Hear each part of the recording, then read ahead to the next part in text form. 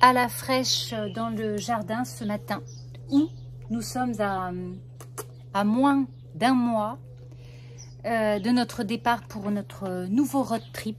Et cette année, qu'allons-nous découvrir, Miss Prada? Eh bien, nous allons découvrir l'Angleterre et l'Écosse. Donc, pour mémoire, l'an dernier, nous avions fait un road trip et vous avez plein de vidéos sur YouTube. C'était la Suède et la Norvège, c'était magnifique. Donc là, des paysages un petit peu différents, une autre culture. J'ai vraiment hâte de découvrir ça, l'Écosse. Je connais pas du tout. Alors l'Angleterre, on connaît un petit peu. On a déjà fait Londres, un tout petit peu autour de Londres, mais on va recommencer. On va recommencer avec Miss Prada et Monsieur Bibi, bien entendu, qui vont être du voyage. Donc, ce que je vous propose dans les prochains vlogs, vraiment, ça va être du vlog 100%, presque pas de montage. Voilà, ça va être mis bout à bout pour vous montrer un petit peu comment je m'organise, comment je prépare, parce qu'il y a plusieurs choses qui vont se passer. Premièrement, il va falloir préparer le logement à la location Airbnb, parce que à chaque fois que l'on part, en fait, enfin les grandes vacances, on loue notre logement sur Airbnb. Donc ça, c'est une première chose. Et croyez-moi, il y a beaucoup de choses à faire. Il faut désencombrer, vider les placards, faire le ménage pour que ce soit impeccable. Et deuxième chose, il va falloir organiser, préparer le fourgon, puisque en fait, on n'a pas de fourgon aménagé à nous. On n'a pas décidé d'acheter quelque chose, on loue. On loue une camionnette de déménagement en fait chez Leclerc Location, et on aménage sommairement la camionnette, ce qui fait qu'en fait on va la rendre à la fin de notre périple. Donc il y a également ça à préparer, voyez-vous. Donc ça fait quand même pas mal de choses. Il faut anticiper, faire des listes. Bon, je commence à avoir l'habitude, donc du coup je vais vous emmener avec moi. Donc des vidéos, voilà, comme ça, l'instant présent, peut-être pas maquillée, peut-être pas préparée, peut-être pas beaucoup de lumière, peut-être pas un super son. J'ai envie de dire la vraie vie. La vraie vie. Et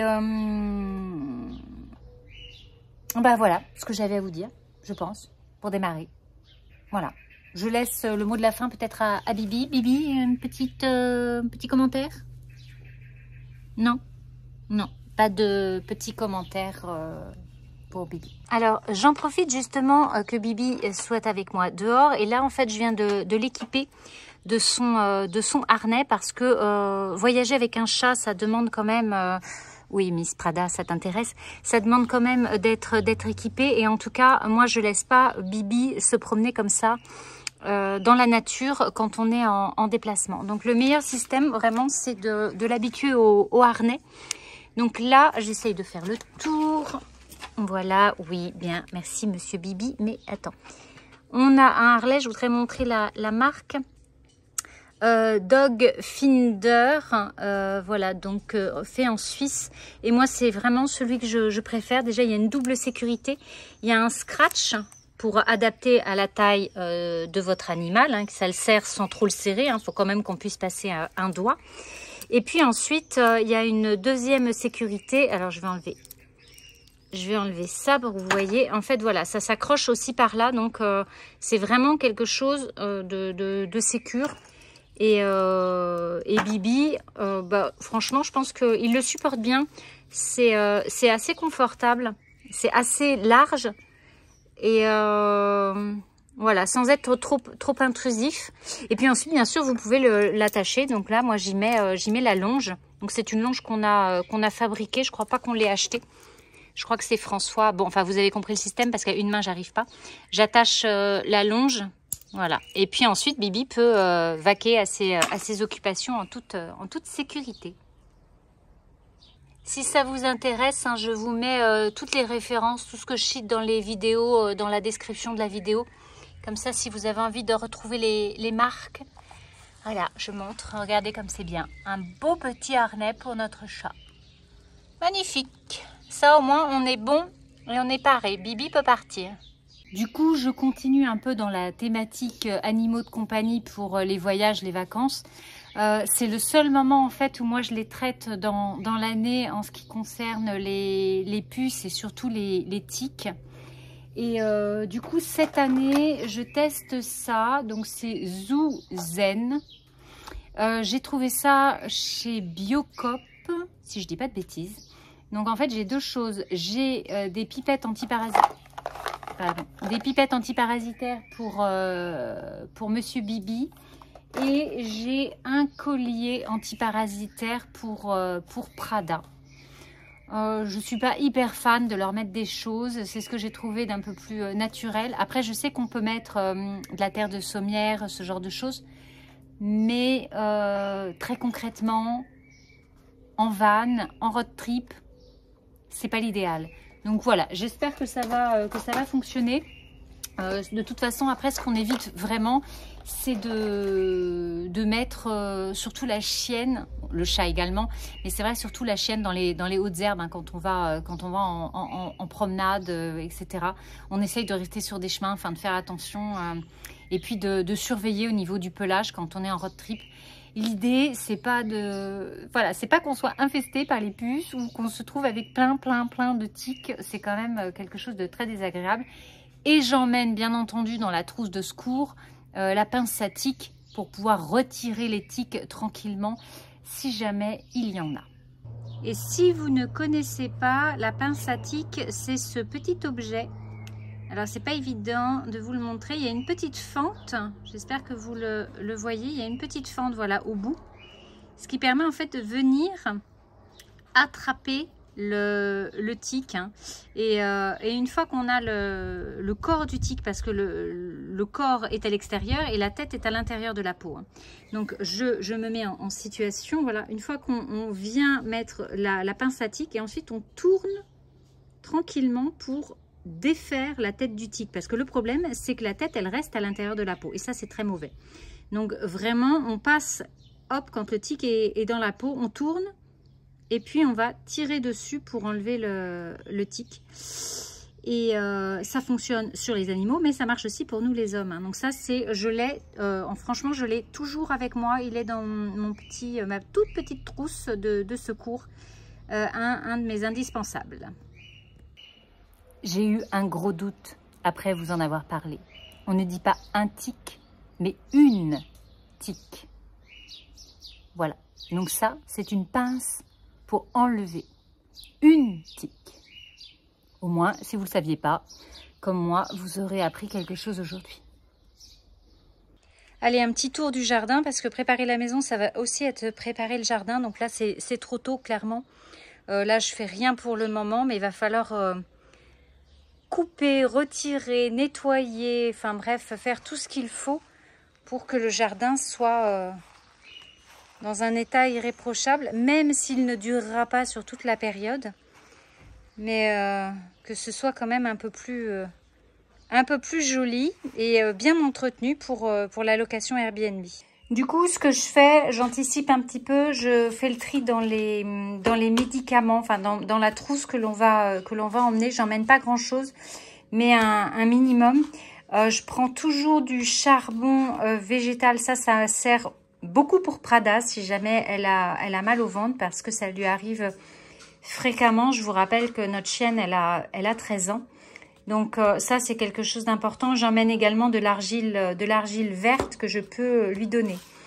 Je prends aussi de Doliprane, même si, bon, c'est pas quelque chose que l'on prend souvent.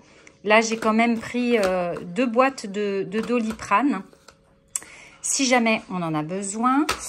J'emmène, ça c'est pour moi, donc de l'hydrocortisone. Je ne prends plus ce médicament, mais si jamais j'ai un problème au niveau de mon hypophyse, parce que vous savez que j'ai un adénome hypophysaire et là je suis sous surveillance, donc ça je l'ai, mais j'ai envie de dire voilà, au cas où, même si j'aime pas les au cas où, là c'est quand même vital pour moi.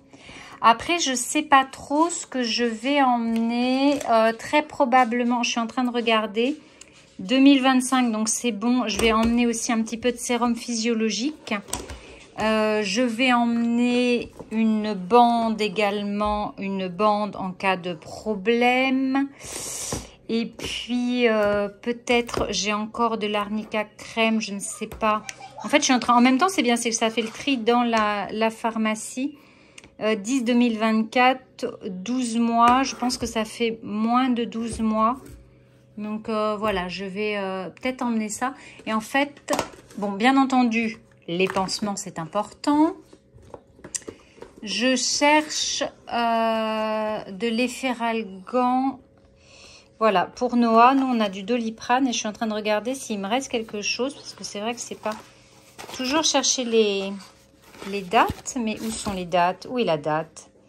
3/2025, voilà, j'avais dû l'acheter pour l'année dernière, donc c'est bon. J'ai ce qu'il faut, j'emmène ça, je vais peut-être emmener quelques compresses également. Voilà, une petite trousse de secours. J'en ai une autre, j'ai une autre trousse que je mets dans le sac à dos, c'est-à-dire que ça reste dans le van. Et j'ai une autre petite trousse que j'emmène avec nous dans le sac à dos quand on part en randonnée en France ou ailleurs, hein, d'ailleurs. Hein, ça fonctionne un peu partout. Donc, grosso modo, voilà, ça va être notre trousse à pharmacie. Je complète également dans la trousse à pharmacie par les huiles essentielles. Donc, il faut que je fasse le point, savoir ce qu'il me reste. Ça, c'est les 3 huiles que j'emmène avec moi. La lavande, on a la titri et la Golteri en cas de problème musculaire ou autre. C'est vraiment, moi, mon top 3 et ce que j'emmène avec nous. Et ça, c'est la petite trousse dont je vous parlais avec vraiment ce qu'il faut et ce qu'on a en randonnée avec nous. Donc, il y a un spray antiseptique, il y a une bande, toujours le sérum Phi, les tyrtiques. Voilà, donc là, ils sont jaunes, j'en ai plusieurs. J'ai des pansements et des compresses. Donc, il y a ah si, attendez, il y a peut-être quelque chose d'autre avec moi. Il doit y avoir du Doliprane, mais je l'ai dans mon sac à main. Et ah bah voilà, j'ai de la lavande qui est aussi dedans pour les moustiques. Donc ça, c'est ce qu'on a dans le sac à dos avec nous en permanence en cas de problème. Et pendant ce temps, je teste des nouvelles recettes. Ça, voilà, c'est un cake à la banane, mais j'ai l'impression qu'il est peut-être un petit peu trop cuit. Peut-être un peu. Banane, chocolat, je pense qu'on va se régaler. Vous n'avez pas les odeurs, mais là, ça sent très très bon. Donc, toujours avec des aliments sains. Ouais, j'ai vraiment hâte de goûter. Alors, du point de vue de l'organisation du road trip, j'ai décidé d'acheter le guide Lonely Planet sur l'Écosse. Et par contre, je n'ai pas acheté de guide sur l'Angleterre. Alors déjà, il y a beaucoup de guides sur Londres et pas énormément sur l'Angleterre. Par contre, ce que je fais à chaque fois, donc ça, je vais le regarder et l'étudier, bien sûr, mais je fais aussi des recherches de mon côté. J'aime bien regarder sur les réseaux sociaux, sur YouTube, sur des blogs, enfin voilà, je trouve différentes choses et en fait, j'organise moi-même ce que l'on va faire un petit peu en avance parce que je trouve que c'est un gain de temps aussi pendant le road trip. Ça m'évite de passer beaucoup de temps à me dire, oh ben qu'est-ce qu'on peut faire, on a ça, où est-ce qu'on va après, etc. etc. Donc j'essaye d'avoir déjà des choses de préparer et grosso modo d'avoir quand même comme un circuit à faire. Donc là, alors je pousse ça, c'est plus facile. Donc ça c'est sur l'Angleterre. Donc je m'organise en fait en imprimant des cartes.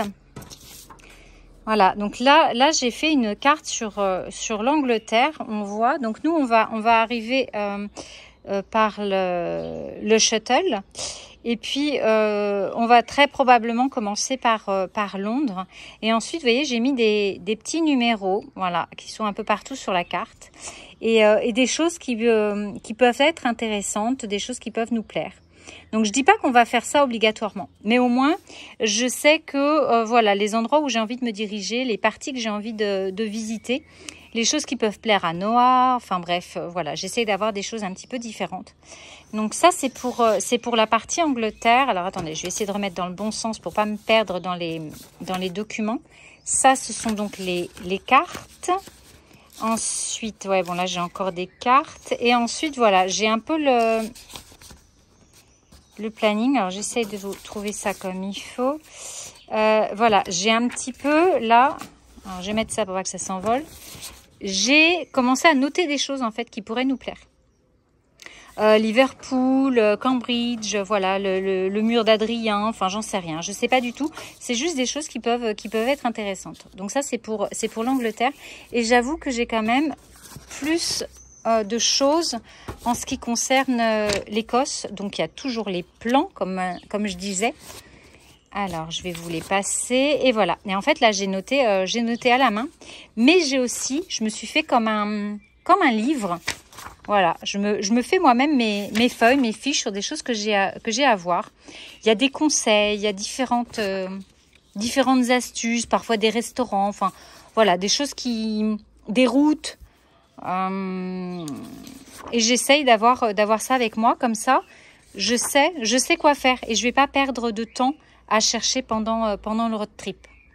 J'en profite vraiment pour insister là-dessus, sur le fait de profiter pendant le road trip et de ne pas passer trop de temps à rechercher les activités, là où on va dormir, etc. Parce que sinon, ça peut vite devenir prise de tête. Donc, j'ai fait une vidéo d'ailleurs sur ce sujet, comment préparer, comment organiser le road trip. Je vous mets le lien là juste dans la vidéo si ça vous intéresse. Parce qu'il y a quand même, je pense, des choses à préparer un petit peu en amont pour justement être plus libre dans le moment présent. Ça peut paraître paradoxal, mais je trouve que c'est ce qui fonctionne le mieux. Si jamais j'étudie rien et que je fais ça au fur et à mesure des journées, ça peut vite devenir compliqué, ça peut vite me prendre la tête. Donc voilà, je vais continuer à aller farfouiller. D'ailleurs, si vous avez des conseils sur l'Angleterre, sur l'Écosse, sur Londres, des trucs à voir, des trucs un petit peu différents, des restos véganes, des choses à découvrir, ben, n'hésitez pas à partager dans les commentaires. J'irai voir ça avant de partir. Si vous me suivez depuis un moment, vous savez que je fabrique notre déodorant. Donc ça, c'est la taille du pot que l'on a d'ordinaire et qui nous tient, je ne sais pas trop combien de temps en fait, ça tient pour qu'on l'utilise, François et moi. Mais là, très concrètement, je double la taille du pot pour le road trip, pour qu'on en ait suffisamment pendant presque 2 mois. Du coup, je vous mets la recette en description, mais je crois que vous avez une vidéo YouTube pour la recette du déodorant. J'utilise peu d'ingrédients, donc là il y a par exemple l'huile de coco que j'achète en grande quantité, parce que vous voyez que c'est 1 litre d'huile de coco chez Coro, et vous avez également moins 5% sur le site Coro. Je vous mets mon code, c'est pareil, dans la description de la vidéo. Au niveau des ingrédients, il faut des choses assez simples. Il faut du bicarbonate, de la route. Donc, je vous ai montré l'huile de coco. Il va falloir quelques gouttes d'huile d'essentiel et puis le tour est joué. Je viens de faire fondre l'huile de coco. J'ai mélangé tous les autres ingrédients. Et là, il n'y a plus qu'à tout mélanger pour que ça fasse un déodorant. Donc, il va être plus liquide quand il va faire chaud et plus solide quand il va faire froid. Donc là, ça va vraiment dépendre de la température qu'on va avoir en Angleterre et en Écosse. Mais au moins, ça fait une bonne préparation et un déodorant qui marche terriblement bien. Je vous invite à le tester, vraiment. Voilà ce que ça donne, là, le déodorant qui vient d'être coulé dans le pot. Et je vais le mettre de côté, comme ça on a notre déo de prêt pour le voyage.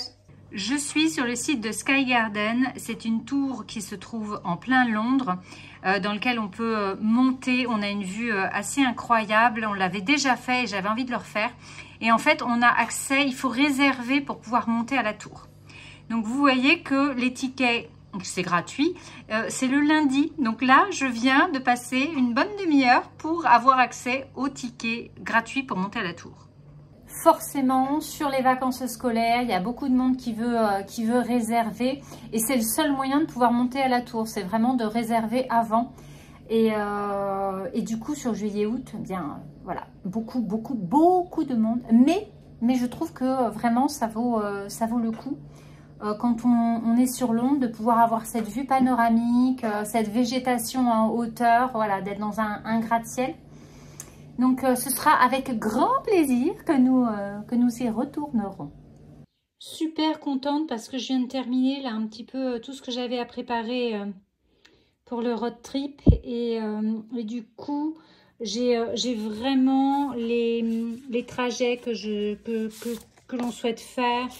J'ai quand même grosso modo les endroits où on a envie d'aller, que ce soit en Angleterre ou après en Écosse où j'ai un gros dossier.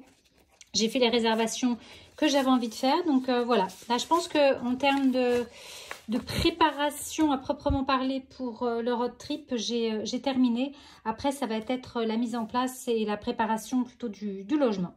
Qui c'est qui fait dodo? Mais c'est quoi cette position, Madame Dada? Voilà, elle est heureuse. Heureuse et en plus, regardez ce que nous avons. Le matelas de Miss Prada. Ben oui, pour faire dodo dans le van. Voilà, on a trouvé le matelas sur le bon coin. C'est un matelas bébé, hein. Un bon matelas bébé, une bonne épaisseur. Et comme ça, Miss Prada, eh ben, elle va être bien pour faire dodo. Ah oui, voilà, on va pas trop la déranger, hein.